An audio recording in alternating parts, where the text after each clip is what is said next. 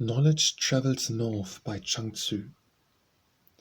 When knowledge travels north, across the black water and over the dark steep mountain, he met Do Nothing, Say Nothing, and asked of him as follows: Kindly tell me by what thoughts, by what cogitations may Tao be known? By resting in what, by according in what, may Tao be approached?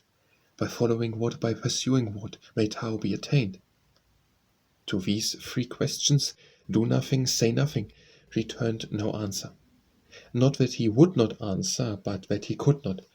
So when knowledge got no reply, he turned round and went off to the south of the wide water and up to Shuye mountain, where he saw all in extremes, and to him he put the same questions. Ha! Cried all in extremes. I know, I will tell you.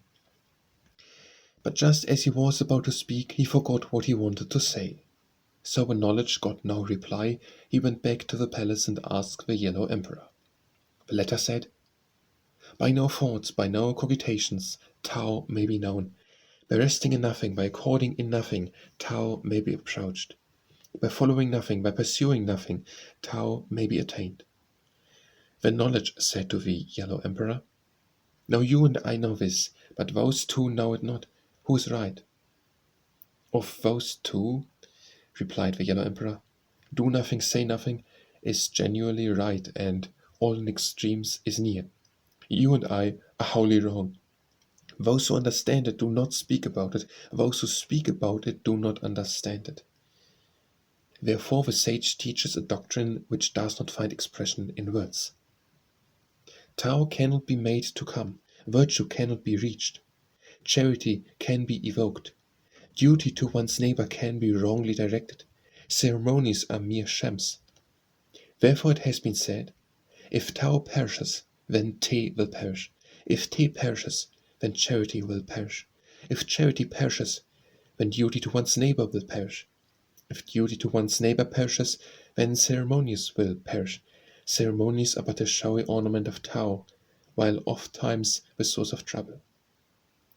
Therefore it has been said, those who practice Tao suffer daily loss. If that loss proceeds until inaction ensues, then by that very inaction there is nothing which cannot be done. Now we are already beings, and if we desire to revert to our original condition, how difficult that is! 'Tis a change to which only the greatest among us are equal. Life follows upon death. Death is the beginning of life. Who knows when the end is reached? The life of man results from convergence of a vital fluid. Its convergence is life, its dispersion death. If then life and death are but consecutive states, what need have I to complain? Therefore all things are one. What we love is animation, what we hate is corruption. But corruption in its turn becomes animation, and animation once more becomes corruption. Therefore it has been said, the world is permeated by a single vital fluid, and sages accordingly venerate one. Then knowledge said to the Yellow Emperor, I asked, Do Nothing, Say Nothing, but he did not answer me. Not that he would not, he could not. So ask all in extremes. He was just going to tell me, but he did not tell me. Not that he would not, but just as he was going to do so, he forgot what he wanted to say. Now I ask you, and you tell me, how then are you wholly wrong? Of those two, replied the Yellow Emperor, the former was genuinely right, insomuch as he did not know. The latter was near, insomuch as he forgot. You and I are wholly wrong in so much as we know. When all in extremes heard of this, he considered that the Yellow Emperor had spoken well. The universe is very beautiful, yet it says nothing. The four seasons abide by a fixed law, yet they are not heard. All creation is based upon absolute principles, yet nothing speaks. And the true sage, taking his stand upon the beauty of the universe, pierces the principles of created things. Hence, the saying that the perfect man does nothing, the true sage performs nothing beyond gazing at the universe. For man's intellect, however keen, face to face with the countless evolutions of things, their death and birth, their scrawnness and roundness, can never reach the root. Their creation is, and that has ever been. The 6 cardinal points reaching into infinity are ever included in Tao. An autumn spicalet in all its minuteness must carry Tao within itself. There is nothing on earth which does not rise and fall, but it never perishes altogether. The yin and the yang and the four seasons keep to their proper order, apparently destroyed yet really existing, the material gone, the immaterial left. Such is the law of creation which passeth all understanding. This is called the root, whence a glimpse may be obtained of God. Ye Shui inquired of P.E. about Tao. The letter said, keep your body under proper control, your gaze concentrated upon one, and the peace of God will descend upon you. Keep back your knowledge and concentrate your thoughts upon one, and the Holy Spirit shall abide within you. Virtue shall beautify you. Tao shall establish you, aimless as a newborn calf which recks not how it came into the world. While P.E. was still speaking, Ye Shui had gone off to sleep, at which the former rejoiced greatly and departed, singing, body like dry bone, mind like dead ashes, this is true knowledge. Not to strive after knowing the whence. In darkness and obscurity, the mindless cannot plan. What manner of man is that? Shun asked Cheng, saying, can one get Tao so as to have it for one's own? Your very body, replied Cheng, is not your own. How should Tao be? If my body, said Shan, is not my own, pray whose is it? It is the delegated image of God, replied Cheng. Your life is not your own. It is the delegated harmony of God. Your individuality is not your own. It is the delegated adaptability of God. Your posterity is not your own. It is the delegated excuvia of God. You move, but know not how. You are at rest, but know not why. You taste, but know not the cause. These are the operation of God's laws. How then should you get Tak so as to have it for your own? Confucius said to Lao Tzu, today you are at leisure. Pray tell me about perfect Tao. Purge your heart by fasting and discipline, answered Lao Tzu. Wash your soul as white as snow. Discard your knowledge. Tao is abstruse and difficult of discussion. I will try, however, to speak to you of its outline. Light is born of darkness, classification is born of formlessness. The soul is born of Tao, the body is born of a vital essence. Thus all things produce after their kind. Creatures with 9 channels of communication are born from the womb. Creatures with 8 are born from the egg. Of their coming there is no trace, in their departure there is no goal. No entrance gate, no dwelling house. They pass this way and that, as though at the meeting of crossroads. Those who enter herein become strong of limb, subtle of thought, and clear of sight and hearing. They suffer no mental fatigue, nor meet with physical resistance. Heaven cannot but be high, earth cannot but be broad, the sun and moon cannot but revolve. All creation cannot but flourish. To do so is their Tao. But it is not from extensive study that this may be known, nor by dialectic skill that this may be made clear. The true sage will have none of these. It is in addition without gain, in diminutive without loss, that the true sage finds salvation. Unfathomable as the sea, wondrously ending only to begin again, informing all creation without a being exhausted, the Tao of a perfect man is spontaneous in its operation. That all creation can be informed by it without exhaustion is its Tao. In the Middle Kingdom there are men who recognize neither positive nor negative. They abide between heaven and earth. They act their part as mortals and then return to the cause. From that standpoint, life is but a concentration of a vital fluid whose longest and shortest terms of existence vary by an inappreciable space, hardly enough for the classification of Yao and Qi. Tree fruits and plant fruits exhibit order in their varieties, and the relationships of man, though more difficult to be dealt with, may still be reduced to order. The true sage who meets with these does not violate them, neither does he continue to hold fast by them. Adaptation by arrangement is Te, spontaneous adaptation is Tao, by which sovereigns flourish and princes succeed. Man passes through this sublunary life as a white horse passes a crack, here one moment, gone the next. Neither are there any not equal subject to the ingress and egress of mortality. One modification brings life, then another, and it is death. Living creatures cry out, human beings sorrow. The bow sheath is slipped off, the clothes bag is dropped, and in the confusion the soul wings its flight, and the body falls on the great journey home. The reality of a formless, the unreality of that which has form, this is known to all. Those who are on the road to attainment care not for these things, but the people at large discuss them. Attainment implies non-discussion. Discussion implies non-attainment. Manifest state that Tao has no objective value, hence silence is better than argument. It cannot be translated into speech, better than say nothing at all. This is called the Great Attainment. Tung Ku Tzu asked Cheng Tzu, saying, "What you call Tao, where is it?"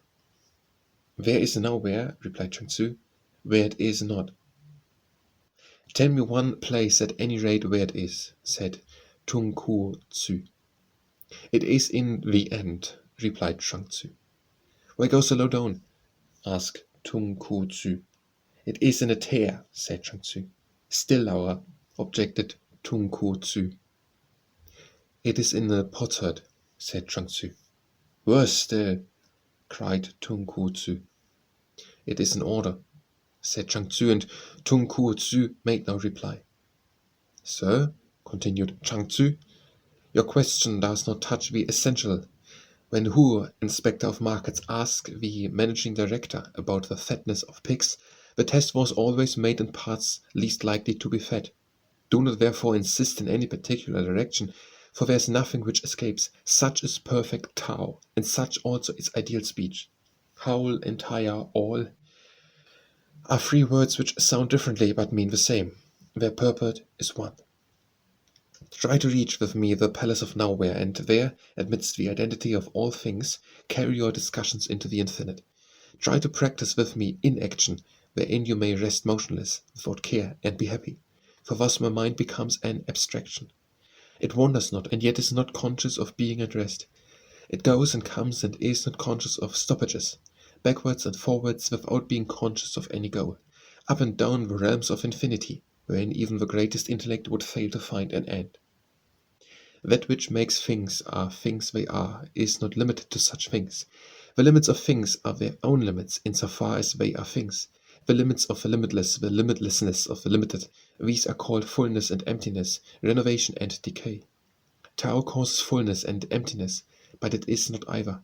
It causes renovation and decay, but it is not either. It causes beginning and end, but it is not either. It causes accumulation and dispersion, but it is not either. Ho Khan was studying with Shen Nung under Lao Lung Chi. Shen Nung used to remain shut up with his head on the table, absorbed in daydreams. On one occasion, Ho Khan knocked at the door, and entering said, "Lao Lung is dead." Thereupon Shen Nung, leaning on his staff, arose, and flinging down his staff with a bang, smiled and said, "Oh, my master, thou knewest me to be worthless and self-sufficient, and thou didst leave me and die.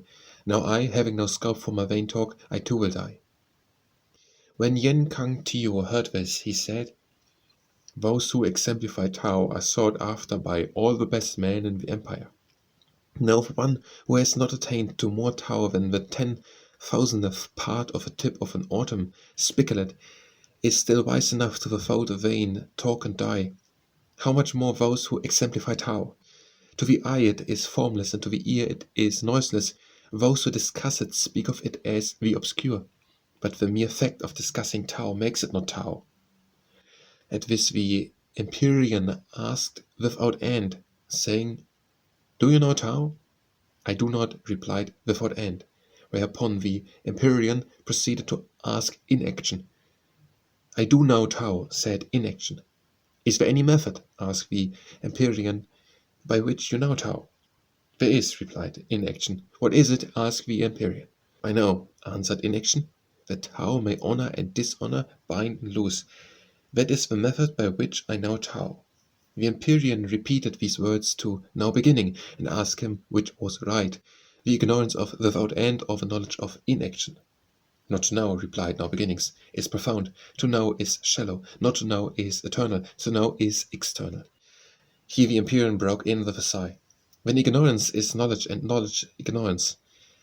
But pray whose knowledge is the knowledge of not knowing?" "Tao," said Now Beginning, "cannot be heard. Heard, it is not Tao. It cannot be seen. Seen, it is not Tao. It cannot be spoken. Spoken, it is not Tao. That which imparts form to forms is itself formless, therefore Tao cannot have a name. Now beginning continued. He who replies to one asking about Tao does not know Tao, although one may hear about Tao. He does not really hear about Tao. There is no such thing as asking about Tao. There is no such thing as answering such questions. To ask a question which cannot be asked is vain. To answer a question which cannot be answered is unreal. And one who thus meets the vain with the unreal is one who has no physical perception of the universe and no mental perception of the origin of existence, unfit alike to roam over the Kunlun peak or to soar into the supreme void. Light asked nothing, saying, "Do you, sir, exist or do you not exist?" But getting no answer to his question. Light set to work to watch for the appearance of nothing. Hidden, vacuous, all day long he looked but could not see it, listened but could not hear it, grasped it but could not seize it. "Bravo!" cried Light. "Who can equal this? I can get to be nothing. But I cannot get as far as the absence of nothing. Assuming that nothing has an objective existence, how can it reach this next stage?" The man who forged swords for the Minister of War was 80 years of age, yet he never made the slightest slip in his work. The Minister of War said to him, "Is it your skill, sir, or have you any method?" "It is concentration," replied the man. "When 20 years old, I took to forging swords. I cared for nothing else. If a thing was not a sword, I did not notice it. I availed myself of whatever energy I did not use in other directions in order to secure greater efficiency in the direction required, still more that which is never without use, so that there was nothing which did not need its aid." Gentio asked Confucius, saying, "Can we know about the time before the universe existed?" "We can," replied Confucius. "Time was of old precisely what it is now." At this rebuff Gentio withdrew. Next day he again visited Confucius and said, "Yesterday when I asked you what question you answered me, I was quite clear about it. Today I am confused. How is this?" "Your clearness of yesterday," answered Confucius, "was because my answer appealed direct to your natural intelligence. Your confusion of today results from the intrusion of something other than the natural intelligence. There is no past, no present, no beginning, no end. To have posterity before one has posterity, is that possible?" Gentio made no answer, and Confucius continued, "That will do. Do not reply. If life did not give birth to death, and if death did not put an end to life, surely life and death would be no longer correlates, but would each exist independently. What there was before the universe was Tao. Tao makes things what they are, but it is not itself a thing. Nothing can produce Tao, yet everything has Tao within it, and continues to produce it without end. And the endless love of a sage for his fellow man is based upon the same principle." Yen Yuan asked Confucius, saying, "Master, I have heard you declare that there may be no eagerness to conform, no effort to adapt. If so, pray, how are we to get along?" "The men of old," replied Confucius, "practiced physical, but not moral modification. The men of today practice moral, not physical modification. Let your modification extend to the external only. Internally be constant without modification." How shall you modify and how shall you not modify? How reconcile the divergence? By not admitting division? There was the garden of Xi Wei, the park of the Yellow Emperor, the palace of Shun, the halls of Tang and Wu. These were perfect men, but had they been taught by Confucianists and Mihists, they would have hammered one another to pieces over scholastic quibbles. How much more than the men of today? The perfect sage, in his relations with the external world, injures nothing, neither does anything injure him, and only he who is thus exempt can be trusted to conform and to adapt. Mountain forests and loamy fields swell my heart with joy, but ere the joy be past, sorrow is upon me again. Joy and sorrow come and go, and over them I have no control. Alas, the life of man is but as a stoppage at an inn. He knows that which comes within the range of his experience, otherwise he knows not. He knows that he can do what he can do, and that he cannot do what he cannot do. But there's always that which he does not know, and that which he cannot do, and to struggle that it should not be so. Is not this a cause for grief? The best language is that which is not spoken. The best form of action is that which is without deeds. Spread out your knowledge, and it will be found to be shallow.